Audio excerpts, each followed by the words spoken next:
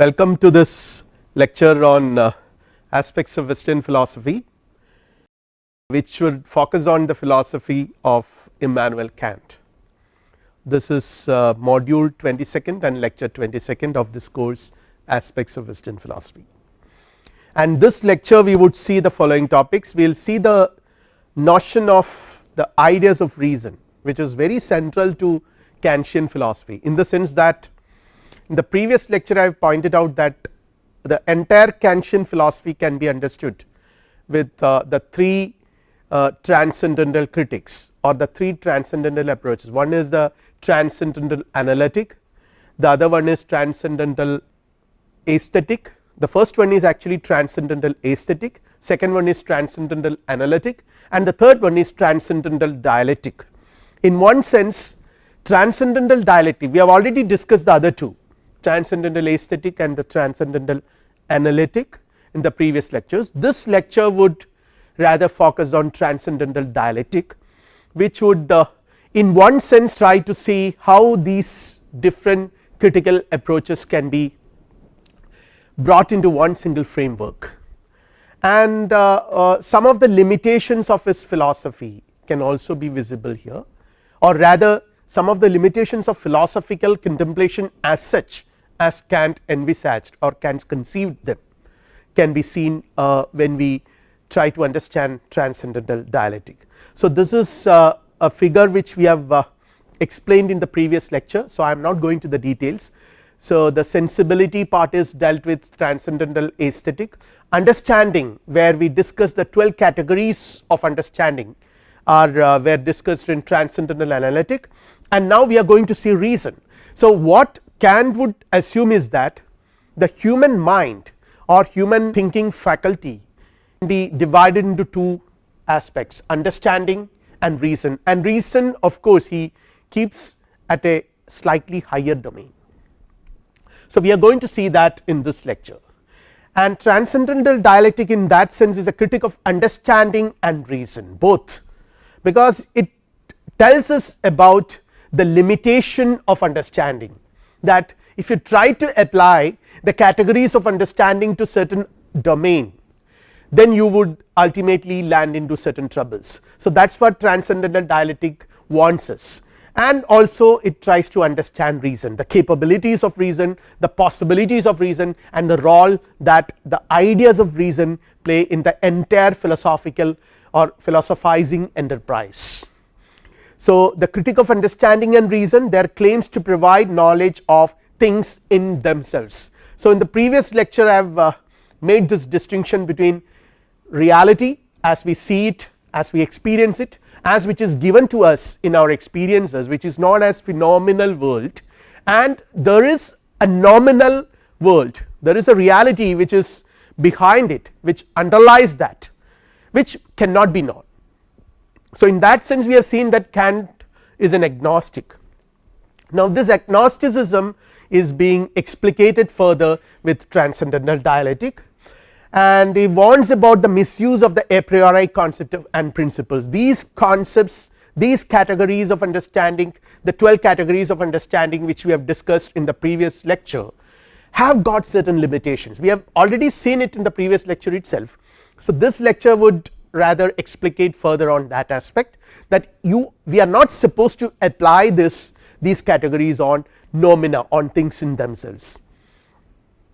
It is a critique of the metaphysical use of understanding and reason, and it warns about the illegitimate extension of the a priori concepts from the objects given in sense intuition to things in general. So these a priori concept, these a priori categories, their application has a limitation. So it tells us that okay, so far we are within these limitations, they are legitimate. Physics for example, natural sciences for example, they actually require an application of these categories in the sensible reality. So long as we confine ourselves to that domain, it is absolutely legitimate, but once we try to cross it, go beyond that and apply these categories to noumena, to reality with a capital R, then we would ultimately land into troubles. The cognitive function of the categories are limited to the objects of sense intuition or phenomena. Beyond that we are not supposed to do, apply them. Not possible to have universal and necessary or a priori knowledge of anything non perceivable. So sensibility, transcendental aesthetic, understanding, transcendental analytic. So these two things combined we will get knowledge about the world, but there is no a priori knowledge possible about anything that is non perceivable, because perception is important. Percepts without concepts are blind, and concepts without percepts are empty. So both of these things are necessary for having knowledge about the phenomenal world, or a priori knowledge about the world. Now what about noumena? See, Kant would say that noumena is unknowable, it is something which lies behind, its existence is never doubted. You cannot, just because we do not experience it, we cannot know about anything about it, does not mean that it does not exist. It exists, without that it is a precondition, without that we cannot have knowledge at all. So the Kant never doubts its existence. Philosophy envisages understanding the ultimate unconditioned reality that lies behind the phenomenal world. See, Hume also suggests something in this direction, that you can never know anything with certainty about matters of fact, and these are the two domains according to Hume, matters of fact and this relations, nothing else. Knowledge is confined to these two domains, and as far as the knowledge about the matters of fact is concerned, there is absolute uncertainty. He rejects causality. All these things we have discussed in detail in previous lectures, so I am not going to the details, but the point here is that there is a tendency in philosophy and metaphysics to know, to seek to understand what is that which lies behind, that the underlying reality. That propensity is something which we cannot deny, it is there. So to frame conceptions of God, freedom, immortality, all these concepts in one sense are not part of the phenomenal world, they are not part of this world, they are transcendental concepts, but at the same time there is a tendency, philosophy has this tendency to frame conceptions about these concepts, these entities, if at all we can call them, as immortal, an immortal soul, a free soul, God, a world, a cosmos which includes all these entities in this world. So the conception about them, apparently metaphysical conception about them, something which the mind cannot resist framing. So we have the three most fundamental concepts which later Kant would call them as ideas of reason: soul, the unitary and substantial soul, something which is substantial, something which unites everything; the cosmos, which is infinite world process as a unity, apart from this diverse things which is transitory we see around, there is a world, there is a cosmos which unites everything that goes around, and there is a concept which is the supreme unity of everything. So God is a totality of existence, everything is converged in God. So these are some concepts which we have, which is in one sense we can say that the result of our metaphysical propensities, but something which human mind cannot avoid envisaging. The tendency cannot be avoided, cannot be ignored, that is part of human reason. So now Kant talks about them. On the one hand he says that it is not possible to talk about them in the sense that we can have knowledge about them, trying to know them in the same way we try to know objects in the world, that is impossible, that is metaphysics. Trying to frame concepts, a priori concepts about them is impossible, but at the same time it is very important that we have to think about them, we have to assume their existence, because they have a very important regulative role to play in our conceptualization. We will see that. So knowledge about noumena is something where we apply the categories of understanding to noumena leads to illusions. When we try to apply the same category, the 12 categories, quality, quantity, modality and relations, to these metaphysical domain, say for example God, let us say, even the question of existence of God itself, when you try to prove God's existence, how do you try? There are several methods by means of which philosophers have attempted to prove God's existence, theologians and philosophers, and Kant would ridicule all of them. He would say that all these attempts would ultimately lead to kind of illusions, transcendental illusion he calls them, because thought can never explore what lies behind nature as its ultimate ground. It is a ground of what we see. Human thinking or human thought can explore only what is provided to it through sensations, but what lies behind these sensations, that is something which human mind cannot access. So whatever you talk about it, in whatever way you try to explain it or understand it, it is ultimately going to end up in a kind of illusion. You can never know them.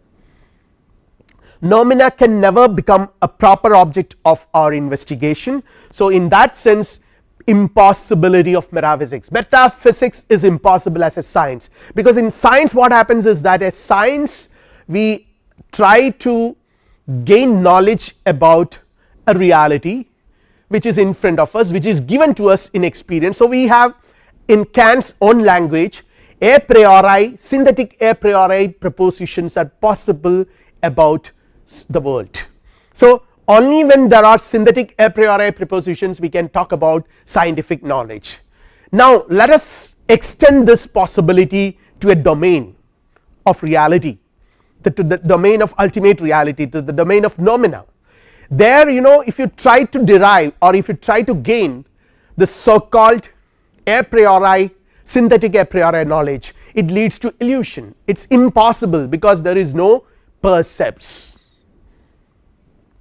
Metaphysics attempts deducing a priori synthetic knowledge from the pure concepts of understanding. This is to venture the concepts alone without percepts, and concepts without intuitions are empty. Therefore metaphysics is impossible. Metaphysics as a science is impossible, in the sense that if you try to derive or if you try to develop a metaphysics in the line of physics which is constituted of synthetic a priori propositions, it is impossible. It is not going to gain, it is not going to yield any result, any fruits at all. Now again, applying a priori conceptions to things in themselves leads to antinomies.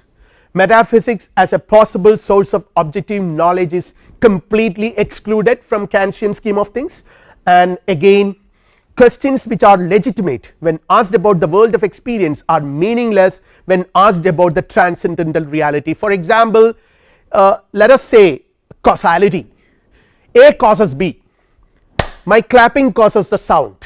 This is quite legitimate, I can understand it as far as, you know, I apply these categories of relations, relation of causality to the empirical world.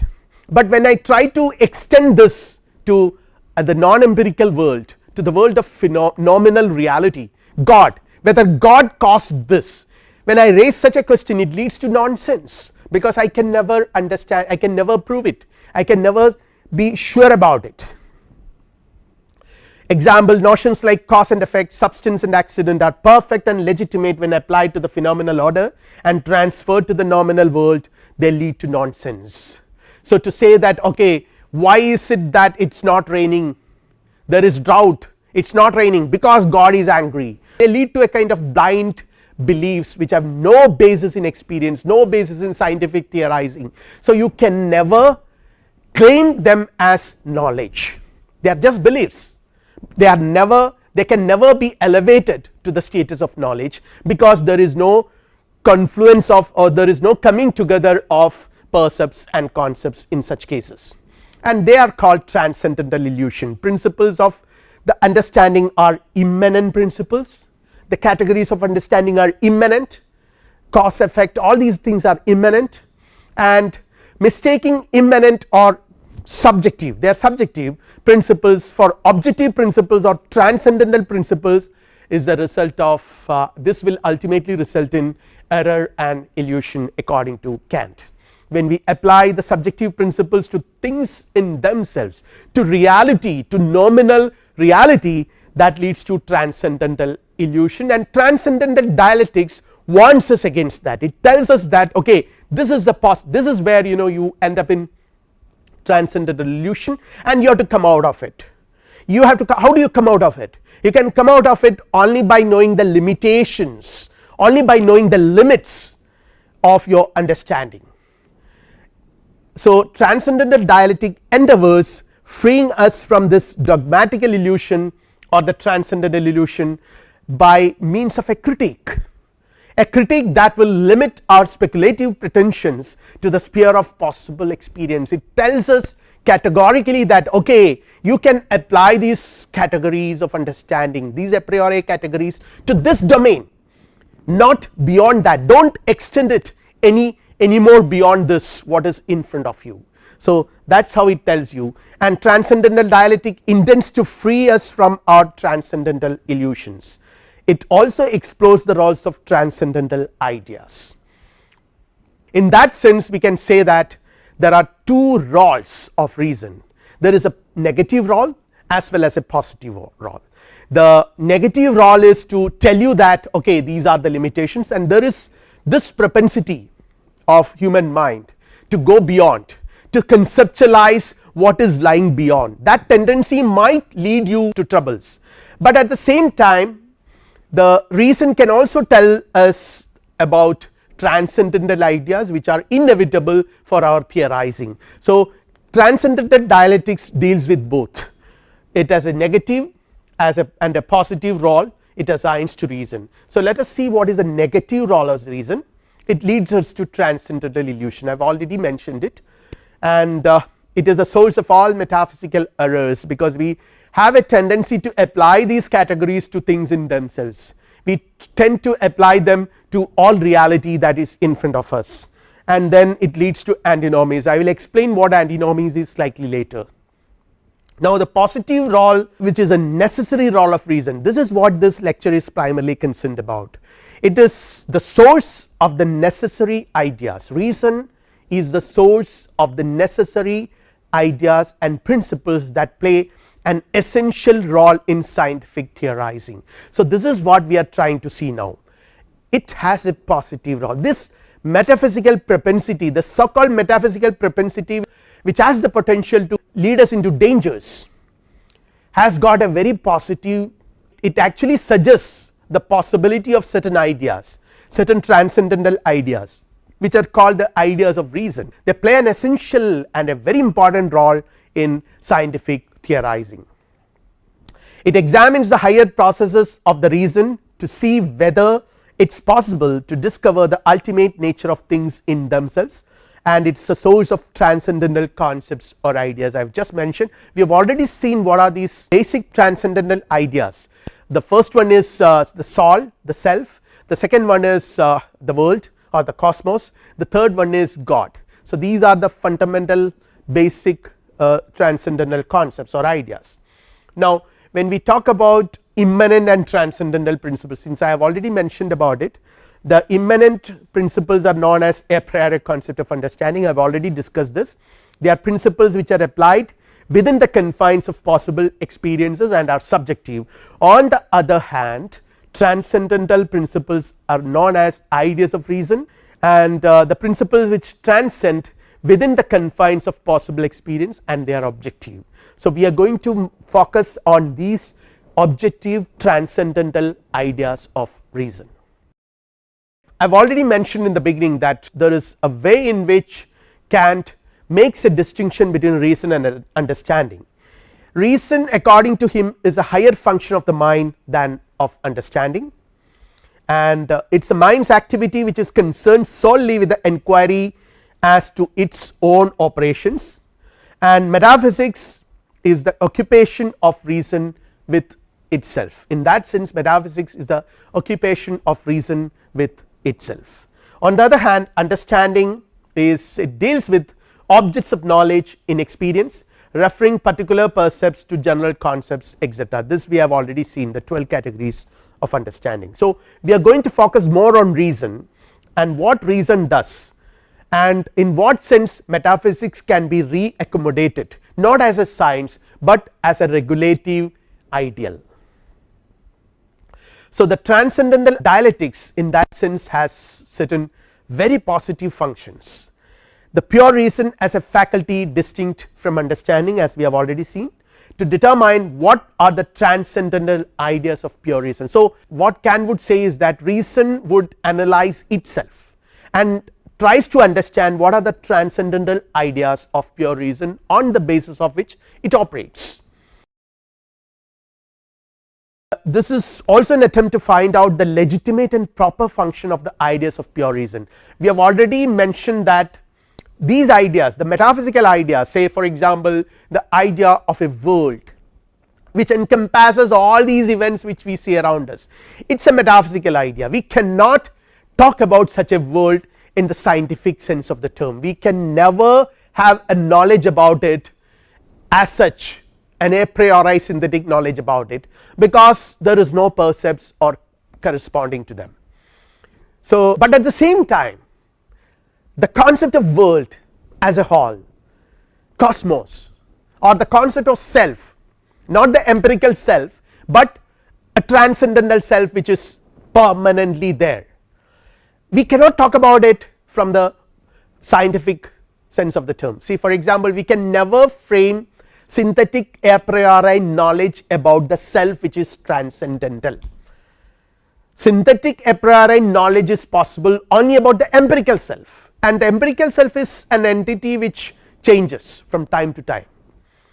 So here on the one hand Kant warns us against the extension of these categories to that domain, but at the same time he says that these ideas of pure reason like self or God or cosmos, they have a very important function in human thinking.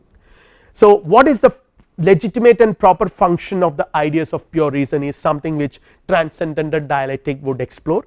They arise in us through the very nature of our reason. So Kant would say that is where he says, you know, reason has to find it out within itself. Reason, when reason turns itself to itself, so it finds these transcendental ideas, only their misuse is deceptive. He says that they are there, but when you try to sort of extend the categories to understand them, then they are problematic. So the proper function of the ideas of pure reason are determined by the constitution of our reason. So transcendental dialectics aims at understanding, analyzing and examining the constitution of reason itself. How do you do that? So the same method which Kant applied when he tried to understand the process of understanding, the constitution of understanding, what he did was he examined the logical judgments. So here also he does something very similar to that, he refers to the syllogistic process, but before that let us see more about the ideas of pure reason. They are inherent in the nature of reason, not innate but not derived empirically, they are there in reason. Transcendental ideas produced by pure reason, reason contains within itself the source of these ideas, so they are contained within reason. They are the foundations of reason's construction and account of the systematic unity of experience. Without this systematic unity of experience there is no knowledge possible, there is no understanding possible, there is no conceptualization possible. So for reason to conceptualize and derive ideas and concepts and knowledge, there should be a systematic unity of experience presupposed, and that is possible only with the function of reason which synthetically unite them. It is this synthetic function of reason that is reflected in the construction of these transcendental ideas. The ideas are self, cosmos and God, I have already explained it. So this figure would give you an idea about the ideas of reason. Self is as permanent substantial subject. Of course there is no synthetic a priori knowledge possible about it, because it is permanent substantial subject, and Hume had already demonstrated that it is impossible to have sensations or perceptions about such a permanent substance. We have only bundle of perceptions according to Hume, and that is acceptable for Kant as well to some extent, but at the same time he says that self as a permanent substantial subject should exist as an idea of pure reason, as a transcendental idea, and then the world, the cosmos, again Hume had denied it. For Hume it is nothing but impressions. There are a multitude of impressions one after the other, and it is the habit of the mind to frame relationships between one and the other. When I say A causes B, it is my problem, it is my mind which is superimposing this causation relationship on these two events of A and B, which appears successively one after another. It is my habit of the mind, but Kant would say that there exists such a world as the totality of causally related phenomena, a totality, the world as a totality, a cosmos, that is another transcendental idea. So these two are the transcendental ideas, and when he comes to the third one, God as the unity of the conditions of objects of thought in general, it is a unity. So it is a transcendental ideal, that is the only transcendental ideal. The other two are transcendental ideas, but God in one sense unites, even these two, world and self are united in God. So that is all encompassing, all uniting concepts, and these ideas of reason are human mind has a tendency to go back to that, it continually sinks back to these ideas of reason to understand things, not merely arbitrary, but has some validity, the desire to grasp things as a whole. So this is something which is a very important human urge, the urge of reason to grasp things as a whole and project an ideal towards which knowledge is directed. So that is why you have this, each of these transcendental idea of pure reason is a uniting force, it unites, the subject unites, the concept of self unites all our experiences into one point, the I. The world unites everything, all the causally, otherwise causally interrelated, discrete, unrelated phenomena into one whole as world, and God unites everything, everything that exists is united in one single concept, the concept of God. So here the ideas of reason project an ideal towards which knowledge is directed. Now the question is, how do we justify them? The ideas of pure reason are not given through the ordinary channels of experience. This has been stated without any doubt in the very beginning itself, and they arise in us through the very nature of our reason. Kant has already pointed out that reason has this propensity, or the very structure of reason itself suggests that there is a tendency to seek for unity, have their function determined by the constitution of our reason, this uniting, this architectonic function, and reason tends completing the synthesis achieved by the understanding. Understanding has already achieved a kind of synthesis, but this synthesis is again incomplete, this has to be completed, and this can be completed only with more uniting concepts like self, cosmos and God, deduced from the forms of mediate inference. So here again, as I pointed out earlier, that Kant turns back to logic, where he examines the very structure of syllogistic reasoning, or the very nature of syllogistic reasoning. What happens in syllogistic reasoning, the process of reason as essentially syllogistic, and here what happens is that there are three forms of syllogistic procedure which is given in this diagram. So the first one is categorical, second one is hypothetical, the third one is disjunctive, and corresponding to this categorical you have the psychological idea of self, corresponding to the hypothetical you have the cosmological idea of the world, and corresponding to disjunctive syllogism you have the transcendental idea of God. So corresponding ideas of the pure reason is given here, the three forms of syllogistic procedure, the three types of possible mediate inferences which the mind makes, which reason employs in understanding the world or in its exercises, and this corresponding to the three types of possible mediate inferences, categorical, hypothetical and disjunctive. There are three categories of relation: substance, which is represented by the self or the soul, cause, which is represented by cosmos, and community or reciprocity, which is represented by God. And corresponding to the three types of inference, there are three kinds of unconditioned unity, self, cosmos and God postulated or assumed by the principles of pure reason. So, you have the entire thing represented in this figure, 3 forms of syllogistic procedure. The 3 types of possible mediate inferences are categorical, hypothetical and disjunctive, and 3 categories of relation that correspond to them: substance to categorical, cause to hypothetical, community to disjunctive, and again the 3 kinds of unconditioned unity: substance, self, cause, world, and community, God. Now again, to derive the 3 kinds of unconditioned unity from the 3 types of syllogistic inference, ascending by a chain of categorical syllogism, reason seeks something which is always subject and never a predicate, that is a self. A subject or the self is always a subject, it is never a predicate. So, reason demands that, or it seeks to identify such a subject which is never a predicate but always a subject. And again, ascending by a chain of hypothetical syllogism, if this then that, that is hypothetical syllogism.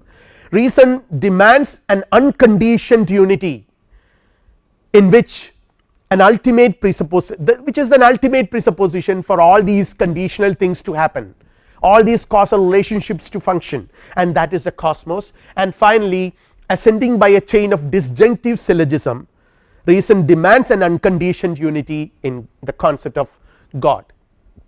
So, what exactly happens in syllogistic process? Here again we could see that Kant talks about the natural propensity of the mind. I have already pointed out that there is a compulsion in the mind, there is a natural compulsion of the mind to expect that its knowledge should be capable of unification and systematization. So, knowledge is possible only when there is a systematization, only when a unification is possible, only when everything is well established. And the nature of the syllogistic procedure suggests the metaphysical ideals of God, of self and the world. So, these are the unconditioned unity, the principles of unconditioned unity, the ideas of transcendental reason. So, they are presupposed. They are first particular cases to the universal which accounts for them, and human thought looks for some complete, central, all comprehensive idea. So, this notion of a complete, all central and all comprehensive idea actually is part of the natural compulsion of human mind to look for completion, to look for systematization, to look for unification. And interestingly, we can see that these 3 ideas of reason which we have already mentioned, which is actually nothing but the result of the human mind's propensity or tendency for unification and systematization, and which can be found out from the examination of the syllogistic process. They corresponding to these 3, you have 3 branches of speculative metaphysics. You have the thinking subject, which is the object matter of psychology, the world which is the object matter of cosmology, and God which is the object matter of theology. And Kant would say that as metaphysics, when you approach these 3 ideas metaphysically, when you try to see them with the expectation of deriving synthetic a priori knowledge about them, that would lead to kind of metaphysical transcendental illusions. They are not given in experience, none of them are given in experience. Since they are not given in experience, there are no corresponding percepts possible. Since no percepts possible, with concepts alone you are trying to understand them, which leads to illusion, because concepts without percepts are empty, they are not phenomena. So, now let us see ideas of reason and their misuse. Say for example, the self. The self, as far as we conceive the self as a transcendental idea of reason, what is it? It is the mind seeks a common ground for all phenomena that occurs in consciousness. It is a result of that propensity of the mind which seeks for a common ground for all the phenomena that occurs in consciousness. So, everything is referred to one point, one focal point, that point, the I. always a subject and never a predicate of some other subject. Everything is given to that, and for the possibility of experience all representation should be related to the unity of a perception.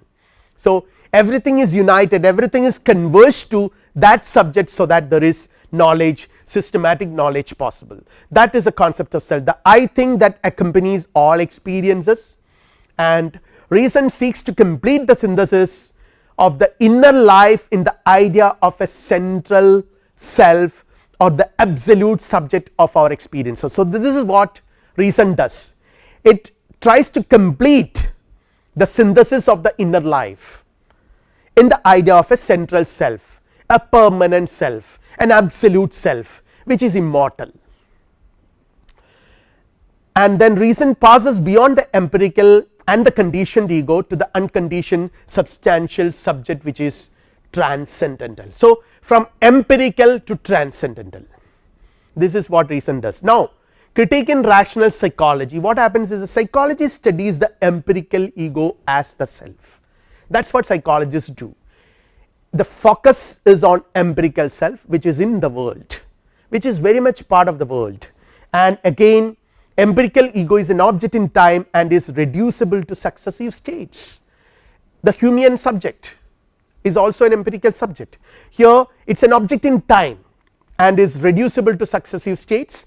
And on the other hand, the transcendental ego, which is an idea of pure reason, is a necessary condition for experience, that is the unitary conception. The empirical ego as such never provides you any unity, because it can be reducible to successive states. What brings these different discrete states into one single unity? That is something which you cannot see, you cannot experience, that is something which needs to be presupposed, something which regulates our examinations, that is the transcendental ego. It is not given in experience, the transcendental ego can never, what is given in experience is these discrete unconnected successive states of consciousness, but empirical ego, that is the empirical ego, transcendental ego is never given in consciousness, hence cannot apply the categories of substance and unity to that. See, to conceive of a substantial self, to conceive of a permanent substance, self as a permanent substance, you have to conceive it as a unitary substance, but unity is a category. How can you apply the category of unity to something which is transcendental? This is where you end up in metaphysics, it does not belong to the world. So in one sense Kantian self or subject is the limit of the world, it is not the part of the world, hence cannot be studied scientifically. Again let us come to the second one, the cosmos, the underlying system of order and law that ground all objects of knowledge. Everything in this world, any knowledge about this world is possible with this conception, with this presupposition of a cosmos which provides an underlying unity of entities in this world. The idea of a comprehensive world system, the totality of causal sequences. So in our empirical experience we do not see this totality, we see only instances of such causal sequences, but a totality of the causal sequence is something which is never given to experience, but it is presupposed. Understanding synthesizes the manifold of sense intuition according to causal relation, and reason here again tries to complete it, tends to complete the synthesis by reaching an unconditioned unity conceived as the totality of causal sequences. So here reason postulates an unlimited ultimate presupposition of the totality of the causal sequences of phenomena, that is the cosmos, an ultimate presupposition of the totality of the causal sequences of phenomena, which is never empirically given in experience, but which is postulated by reason as a necessary precondition to even venture into knowledge about the phenomenal world. And now critiquing speculative cosmology, this is the result of our metaphysical propensity. this might lead to kind of metaphysical illusions or transcendental illusions. In speculative cosmology, the idea of the world as a totality of the causal sequence or phenomena is at the center, extending our knowledge of the world as a totality of phenomena through synthetic a priori propositions lead to antinomies. So, here comes the antinomies, the famous antinomies of Kant. When we apply forms of intuition and the categories of understanding to things that are not experienced, antinomies appear. Speculation concerning the nature of the world lead to antinomies. When you try to understand, when you try to speculate the nature of the world, it might ultimately lead to different kinds of antinomies, and according to Kant there are 4 types of antinomies. What is an antinomy? An antinomy constitutes of 2 contradictory propositions, mutually contradictory propositions, each of which can apparently be proved. So, that is the problem, you have 2 propositions, one would contradict the other, but you can prove both. Which one is right? That is the question. So, there are 4 antinomies where they arise when we change thoughts into things and hypothesize them. We built an imaginary science on these things, both their assertion and denial are the result of illusion, and there are Kant talks about mathematical and dynamical antinomies. I am not going to the details, I will directly go to the first antinomy. There is a thesis which says that the world has a beginning in time and is also limited as regards space. This is a thesis, it says that the world has a beginning in time and is also limited as regards space, and the antithesis is the world is infinite and has no beginning in time and is not limited to space. Apparently both these statements, one would contradict the other, but apparently both of them can be proved or can be disproved, you cannot disprove them. So, both of them apparently looks right. Now, let us go to the second antinomy. The thesis is everything in the world consists of simple parts, and the antithesis is there is nothing simple but everything is composite. Again one contradicts the other, but which one is right? That is the question. The third one, there are 2 kinds of causality, one according to the laws of nature and the other that of freedom. The antithesis says there is only causality according to the laws of nature, again you can neither prove them nor disprove them. The fourth one, there is an absolutely necessary being belonging to the world either as its part or as its cause. The antithesis is there is not an absolutely necessary being existing in the world, nor does it exist outside the world as its cause. So, which one is right? How do you prove them? How do you disprove them? Apparently both of the one contradicts the other, but you can't say that one is right the other one is not right. So, in this context, the conceptualization of cosmos, the metaphysical conceptualization of cosmos would ultimately lead to this irresolvable, you cannot resolve this problem, the antinomies, the problems created by antinomies. And now comes the third idea of pure reason, the idea of God. The transcendental idea of God is the transcendental ideal. I have mentioned that the other 2 ideas are transcendental ideas, they are called transcendental ideas, but the idea of God is conceived as a transcendental ideal by Kant. Reason seeks to unconditioned unity. So, in the other 2 you have the self unifies all those appearances in human consciousness, the world unifies, the concept of cosmos, the idea of cosmos or the idea of world unifies all those causally interconnected phenomena into one single unity. Now, the third concept, the idea of God, provides you the notion of a final unity, the final idea in which the thought can rest satisfied, the supreme condition of the possibility of all that is thinkable. So, everything converges to this fantastic idea of God in Kant's philosophy, and mind search for more unity and comprehensiveness make it more towards some higher center of unification. So, more and more it is actually moving towards higher and higher unity from self to world and now to God.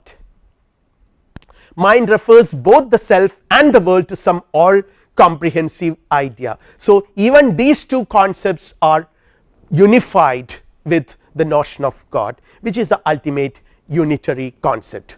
An idea which grounds both the self and the world is the idea of God. Again, the idea of the sum total of all possible predicates containing a priori the data for all particular possibilities. So, every possibility is contained in it. So, it is such an idea, such a grand idea which unifies everything. The idea of the aggregate or sum total of all possible perfections, the idea of the most perfect being, of the most real being, and the union of unlimited pure perfections in one simple being. So, this is again another propensity of the mind, its propensity to see things in a unitary fashion, synthesizing way.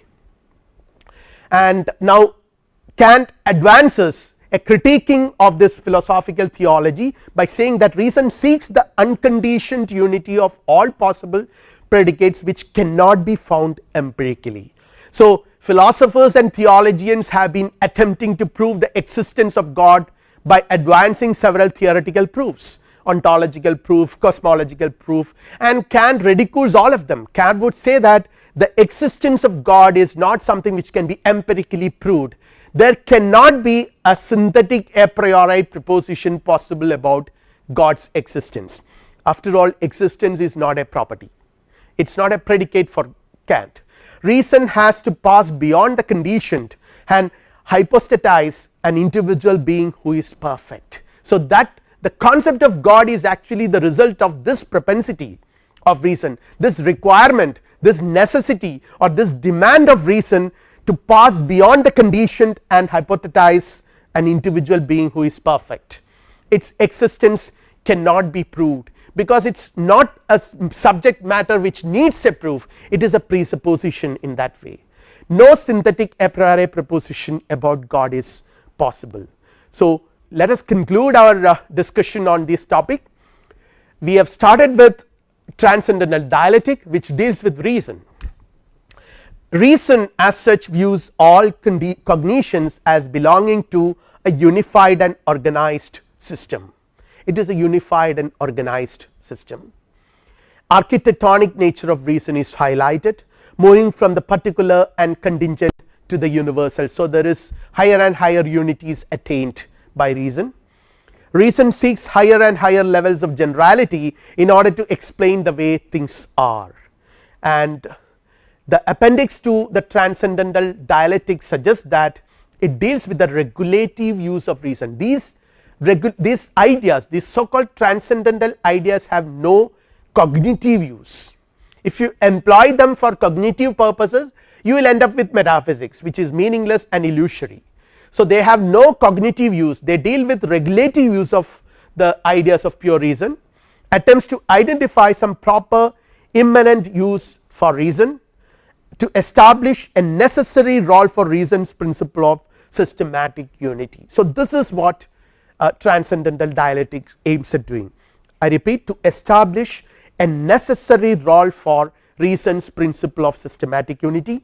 It argues that the ideas of reason have an important theoretical function, each serves as an imaginary point toward which our investigations hypothetically converge, and they have a regulative function. The ideas of transcendental reason or the transcendental ideas of reason have a regulative function. Our metaphysical propensities are grounded in the nature of human reason, as pointed out earlier. Solve, the concept of solve serves to guide our empirical investigations in psychology. Everything is pointed to one converging point, and transcendental idea of the world or cosmos grounds investigations in physics.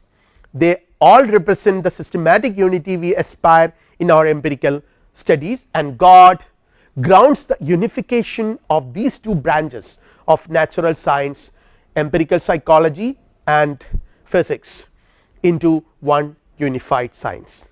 And the idea of God in that sense, I have pointed out, is it enables to conceive that every connection in the world happens according to principles of systematic unity. So, that is why it is established, and we can assume that all have arisen from one single all encompassing being, supreme and self cause. So this is a concept, and God also plays a very important role, which we will explore in the next lecture when we discuss Kant's contribution in ethics or his ethical theory. So we have discussed the notion of ideas of transcendental reason, and also the problems with speculative metaphysics, and how speculative metaphysics ultimately lead to transcendental illusions. We will conclude our lecture at this point. Thank you.